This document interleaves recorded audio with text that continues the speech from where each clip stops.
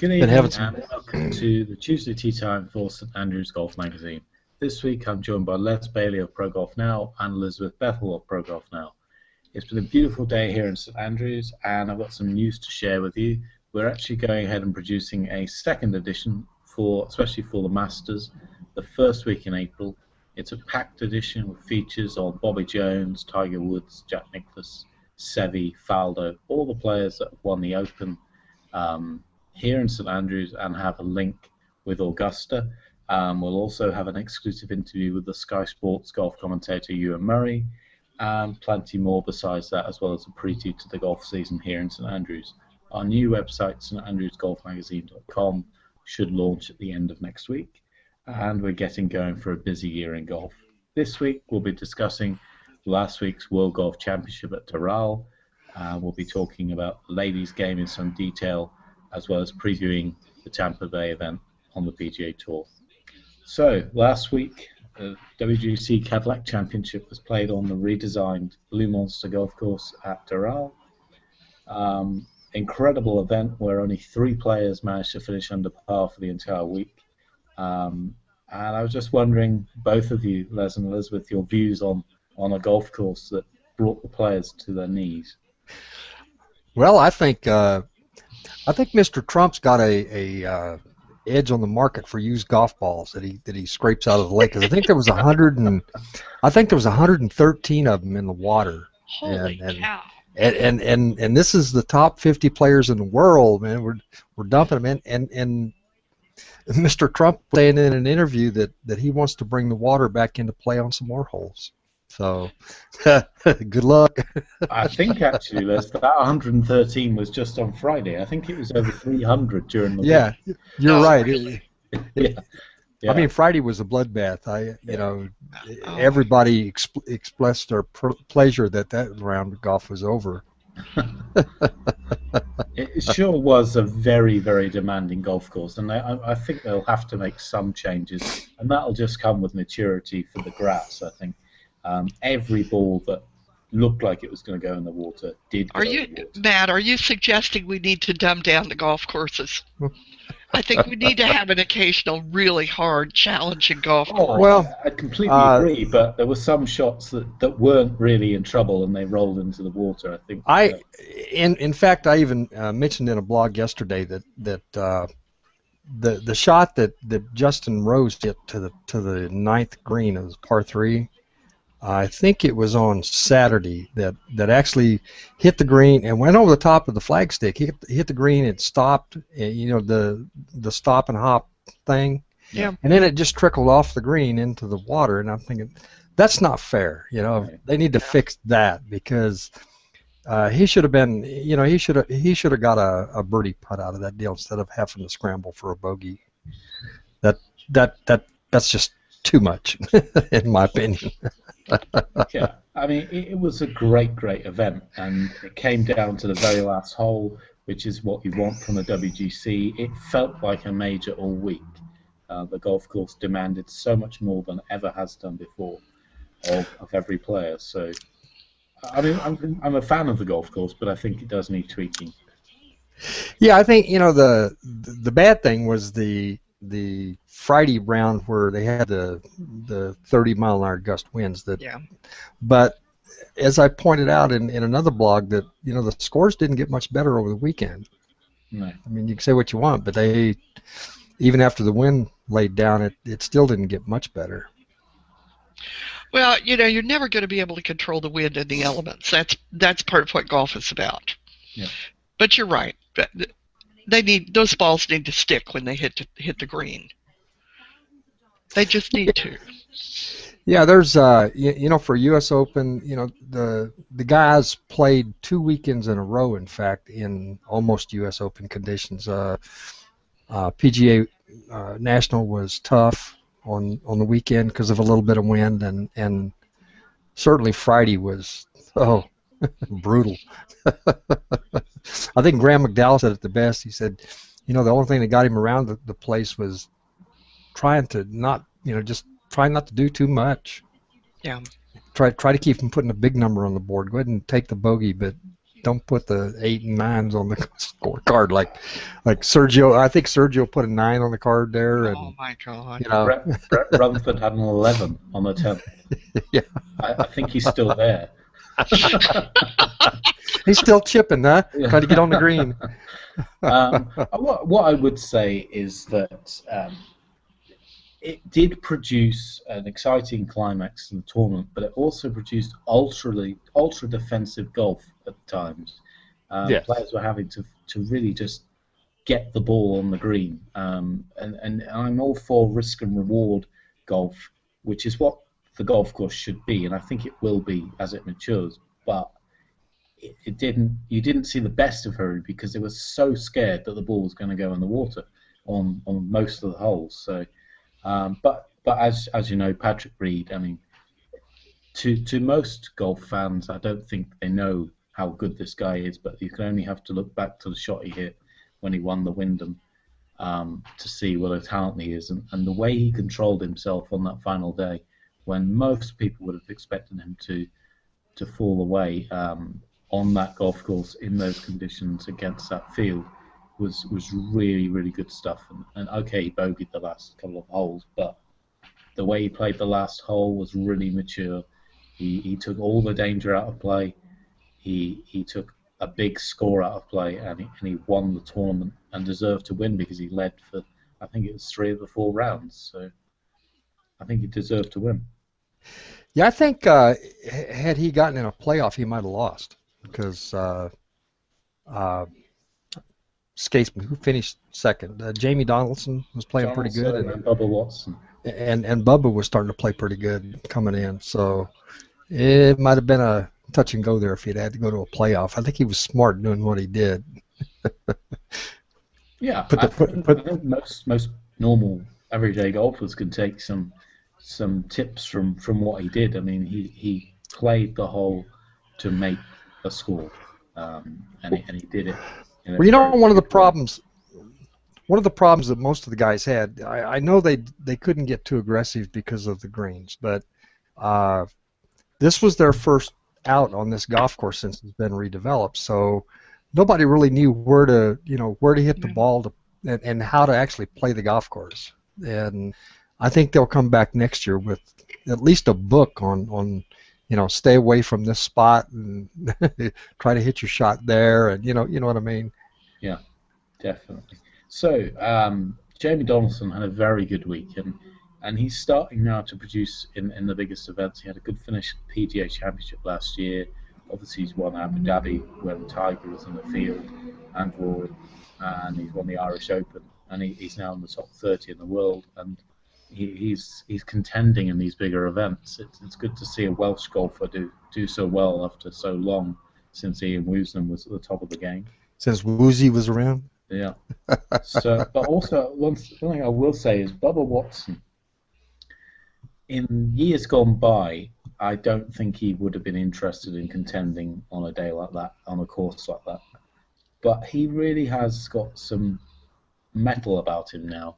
After what happened at Phoenix Open, to come back and then win at Riviera and to shoot the scores he did without a bogey in the weekend, and then he almost came from the pack on Sunday, and as you say, I think, Les, if he'd gone to a playoff, I think he would have won the tournament.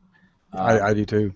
I think that Bubba Watson really now has to be considered among the very best golfers in the world, not irrespective of ranking, but he's got all the shots. He's now building a temperament, which is good to see. Yeah, I was disappointed 2 years ago when he won the Masters and he went to what was it in San Francisco there for the U.S. Open, and he just folded because he didn't like the golf course. Okay, sorry you don't like the golf course, but you got to go out there and play. Isn't that when he announced publicly that golf course was too hard for him? No, he just said he didn't like it. He didn't like it. It was a tournament that Webb Simpson won. They put a microphone in front of him. He said, I just don't like the golf. It doesn't fit my eye. That's short for I don't like the golf course. Yeah. So many players say that. Yeah, doesn't fit my eye. Yeah. I think that's what Stenson said this week. Well, Stenson's been saying that for a couple of weeks now. They ain't been fitting his eye, and he ain't been playing well. No. I mean, he shanked a fairway shot there. Yeah. That was a really good shank. That really was. It was. It was. Tiger Woods now. Tiger Woods. Oh my God. Again, on the Saturday, he shoots a really good round. He holds that amazing putt on the Friday. I think it was from about 3 miles away. It was 91 feet. Yeah, incredible stuff. But we have to wonder now how serious this back injury is going to the Masters, and is it really going to restrict him? I mean, this could be the last injury, I think, for Tiger if he doesn't sort it soon. Well, I just seen a tweet before we got going here on today's broadcast that he was resting up and was going to be ready to play at Bay Hill next week, and so I guess we'll see. Well, I mean, it certainly, I don't know, it didn't really seem to cause him any problems when he was shooting 66.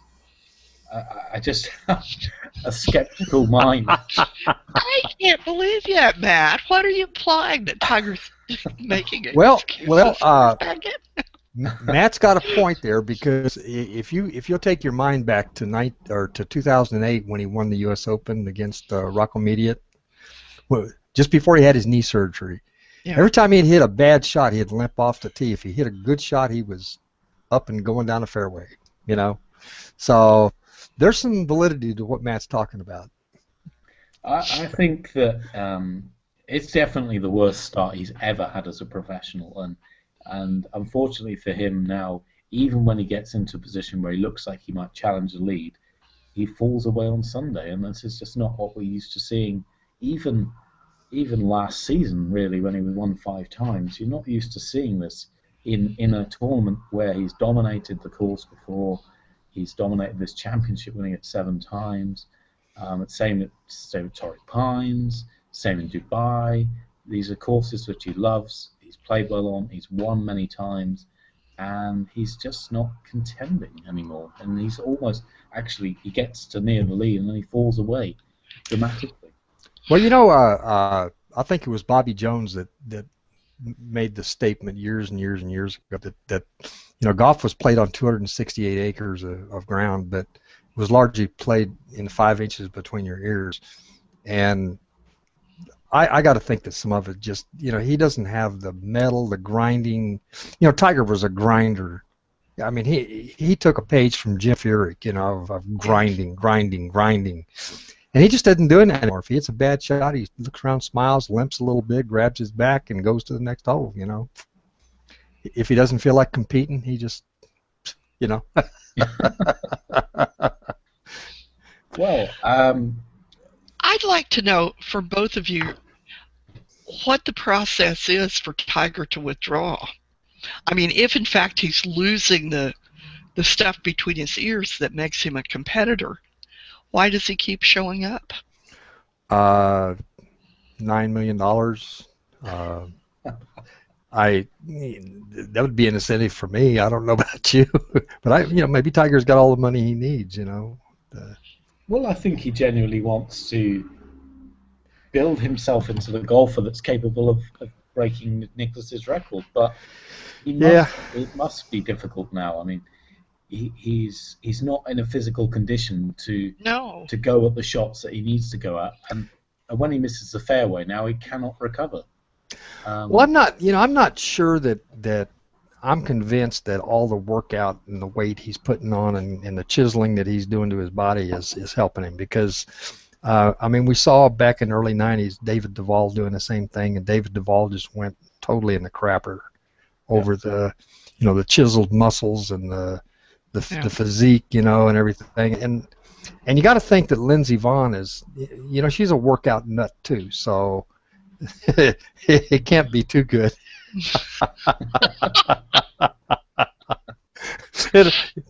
In fact, they were asking Patrick Reed about his workout regimen, and he said, "Get another beer and get in front of the TV." And another basket of chicken wings, you know. Let's go. Maybe Tiger needs a little bit of that, you know. Yeah. Well, well, moving on to the ladies' game. Inbee Park won by 5 shots from Yeah. Suzanne Pedersen at the Ladies' World Championship in China. Well, she came off the tee hot. She was ready to take Pedersen out. Yeah.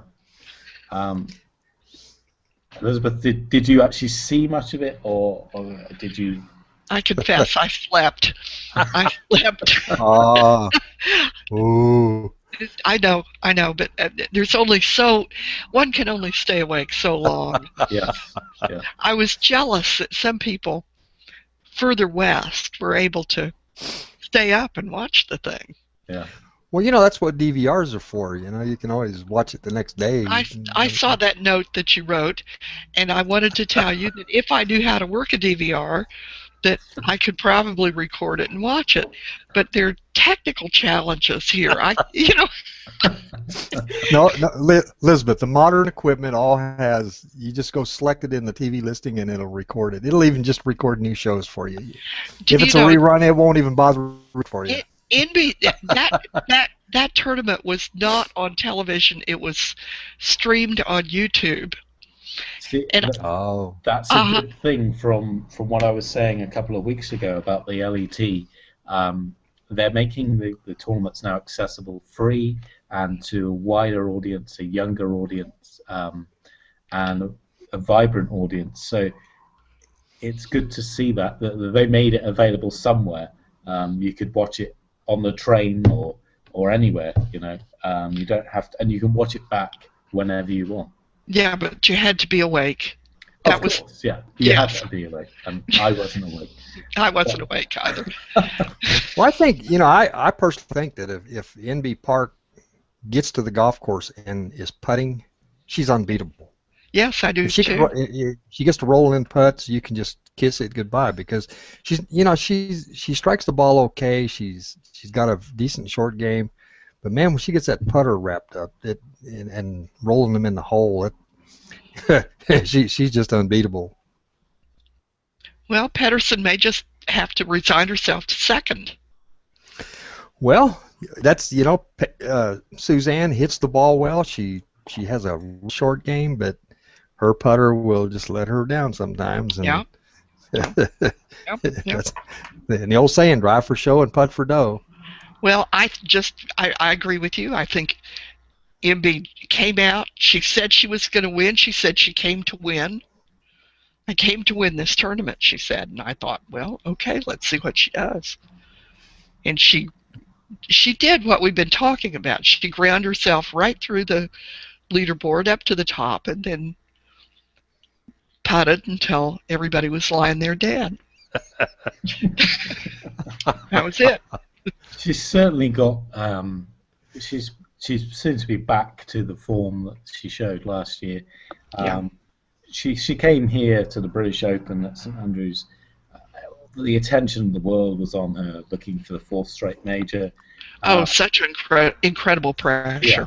And for the first round, she really showed up. She did well, but obviously, I mean, the wind conditions and the pressure, and that really, I think, I would say that sort of that pressure took a while for her to recover from, and now she's back and she's won by 5 against one of the hottest players in the world. So it's good to just see that she's not like other golfers who've had a really good period and then gone away for a few years. You know, she's got that character to come back. Well, let's see. I mean, we've got another tournament coming up. Let's see if she can come back. Yeah.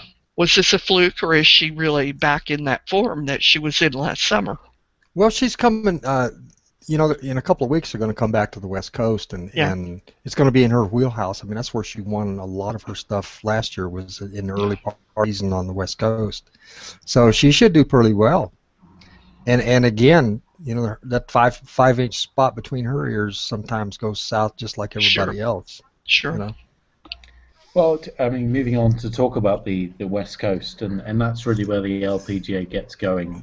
We've had the Asia Pacific swing, if you like, with a couple of tournaments in Australia, and you had Thailand and China and Singapore as well. And now you've got the Founders Cup, which is in Arizona, then the Kia Classic at the Costa Resort, then the first major of the year at Kraft Nabisco. And then the teams for the International Crown coming. Yeah. I mean, things are rolling. Yeah, so the tour is getting going, and we've had some great events so far, and it's really competitive, and we should see the best of women's golf in the next 5 weeks. I believe so. Well, that was the Kraft Nabisco was where Stacy Lewis went south last year for a while after that horrible start she got off to on Thursday, and we'll see if she can get past that this year to be a viable competitor. I know Elizabeth loves Stacy Lewis, so it would probably be. Maybe I get some more posts out of her if Stacy Lewis would win some golf tournaments. Are you not getting enough from me, Les? Do I have to work harder? Oh no, you're. I wish everybody would write like you do. I don't know. I mean, Stacy, the space between Stacy's ears is very fragile. Yes, it is. That's Stacy. But then I actually saw, I think it was at the Bahamas event, an interview with her where she actually referred to herself as one of the big three. I don't think you're fragile if you actually refer to yourself as one of the big three golfers. Yeah, but if you go back to last year at the Kraft Nabisco, after she took that horrible, I think it was a 7 she took on a par 3 there, where she just couldn't get it across the water. For a couple of months after that, her ego was very fragile. It was until she actually won at the Open there at St. Andrews. Yeah. She was a little bit on the. She was quiet. Let's put it that way. Yeah. And I've watched her walk off the green after she's not putted well, and seen her just deflated and defeated as she steps up to the next tee. Pedersen doesn't do that. I mean, Pedersen walks off and it's done. She may shout a couple of exploded you can't put on television, but by the time she gets to the next tee, she's cleaned out and ready to go again. You know? Yes, she did. And Stacy just carries it right along with her. Yeah. You can see it.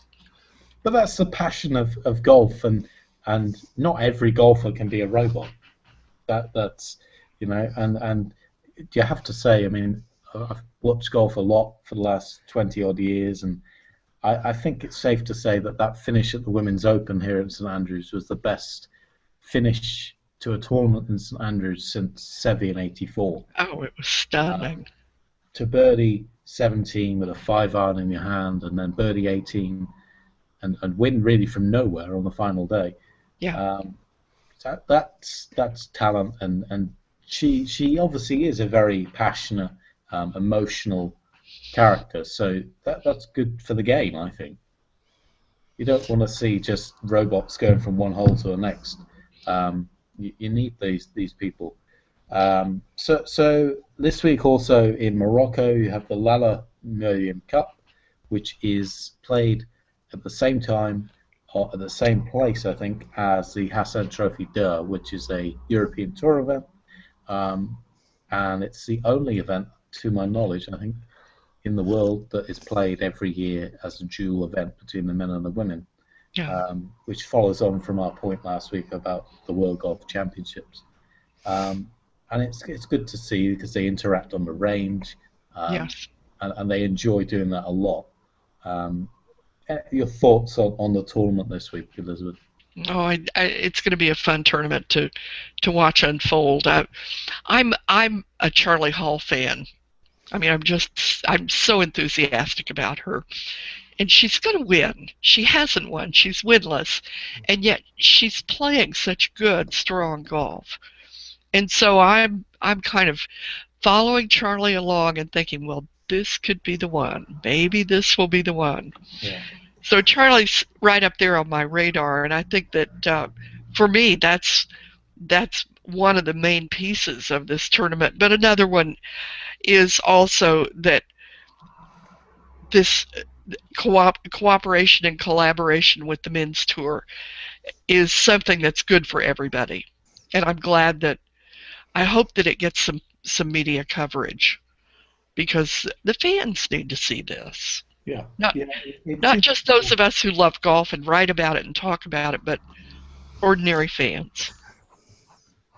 It is important for the game of golf to grow. You need to see more unique events. Well, that's actually not very good English, is it? But you need to see more events like this. So you need to see the men and the women playing on the same course, even the same resort, interacting with each other, much like in tennis. I don't think you'd want to see it every week. I think as I said, the WGCs would be a perfect opportunity to do it.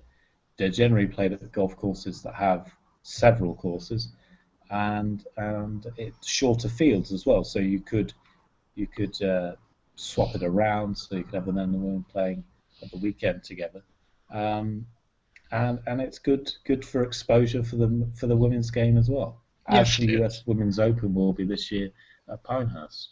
Yep. So this week, the third event on the PGA Tour's Florida Swing is the Valspar Championship. This is the tournament that's had more sponsors than Donald Trump owns golf courses. But it is a great golf course. Underrated, but it's a superb test, and it always produces a very good finish. You've got a strong field with the likes of Harris English, Webb Simpson, Luke Donald, Duffner, Kuchar. Darren Clark's playing Harrington. Ernie Els is playing. Jason Hadley, the winner from last week's Puerto Rico Open. Justin Rose, Brad Snedeker as well, and Louis Oosthuizen. So it's a strong field, and we have what is it called, the snake pit, isn't it? It's not the bear trap; it's a snake pit. Yes, sir. It's two monster par fours surrounded by it's a monster par three surrounded by two monster par fours. Yeah. To finish off the tournament, so it's definitely provides some excitement to get in the clubhouse on Sunday to get us a winner again. Well, I remember Ernie a couple of years ago when Luke Donald won there. Ernie was in good position to win the tournament. And I think he almost hit a shank on the 17th, well to the right. Yes, I remember that. Lost the tournament on the final hole as well. So he's got some unfinished business there. And Luke Donald actually coming back to the tournament he won a couple of years ago to return to number one. And it should be a very good week. It doesn't get the hysteria, the hype that a Honda Classic and Cadillac get, or Bay Hill, but this is a strong event. Yeah, it's a week that some of the big players take off because they need a break, and so what do we after Bay Hill, we go to Texas for two tournaments, and then it's on to Augusta. So yeah. It's getting close to time for the Masters, and yeah. So some of them are needing that week off to because it's going to be a hard run to get to the Masters now. It is, and really now Bay Hill can play as hard as any golf course. So if it plays hard, you're almost looking at 4 straight US Opens, which is hardly the preparation that the best players in the world need for Augusta, where there's no rough.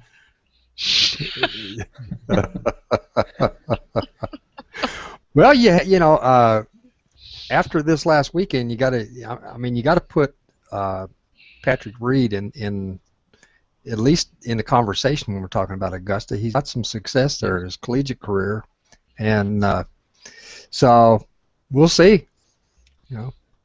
I think he drives the ball. He drives the ball long. He drives the ball straight. He's got a very beautiful rhythm.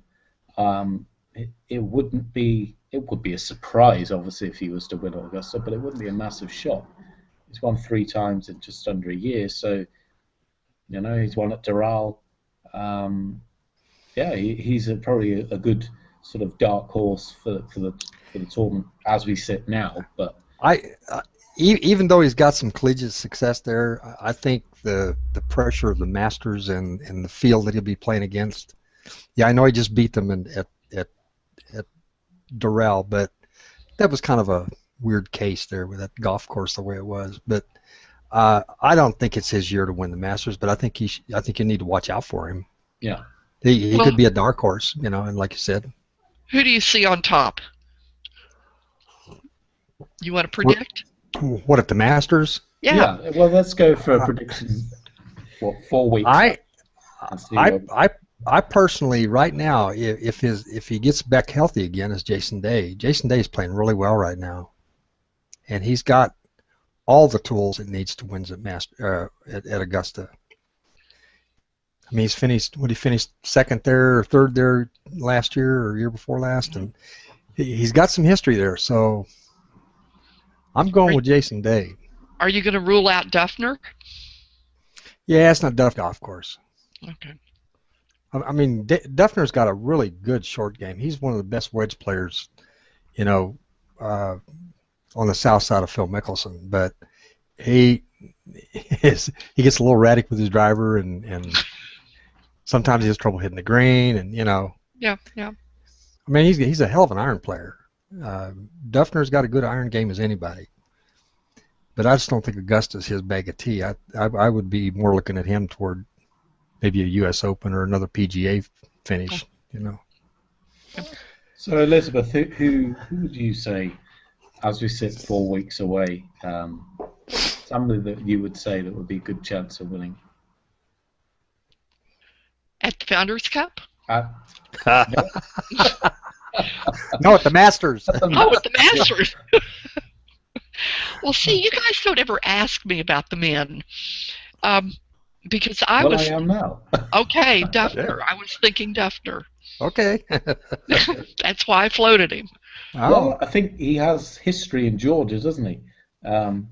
Obviously, it's tenuous history, but he came very close to winning at the PGA at the Atlanta Athletic Club, so you never know.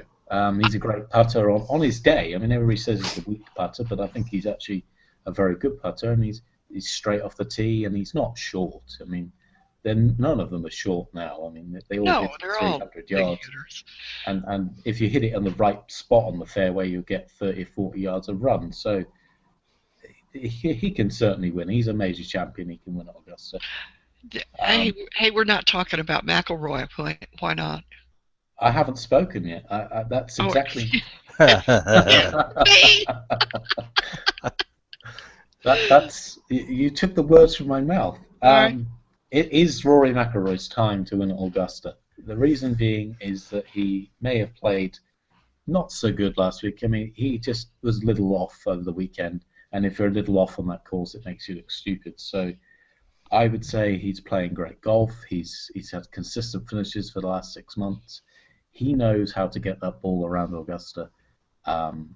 It was just not the right time when he was 22, when he folded. When he run into the 10th hole. Yeah.